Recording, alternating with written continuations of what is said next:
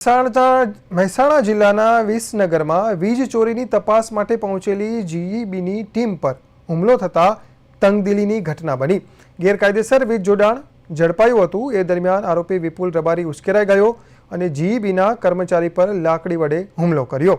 હુમલામાં એક કર્મચારીને ઈજા પહોંચી છે, જેને તાત્કાલિક સારવાર માટે સિવિલ હોસ્પિટલ ખસેડવામાં આવ્યો। ફરજ બજાવતા સરકારી કર્મચારીઓ પર થયેલા આ હુમલા બાદ જીઈબી દ્વારા પોલીસ ફરિયાદ નોંધાવવાની પ્રક્રિયા હાથ ધરવામાં આવી છે।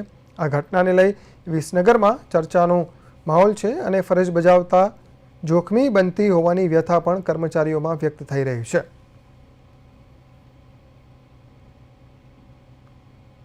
આજ રોજ અમે અમારા ઉપરી અધિકારીની સૂચના મુજબ ખેતીવાડી વીજ જોડાણ તેમજ વીજ ચોરીના કનેક્શન તપાસવા સારું થુમથલ ગામે ગયેલા।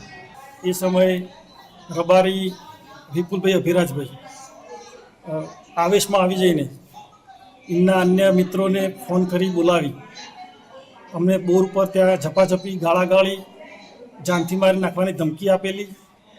ત્યાં અમે સમજાવટ કરતા હતા કે ભાઈ આ રીતે અમે સરકારી કર્મચારી છે, સરકારના આદેશ મુજબ જ કામ કરીએ છીએ।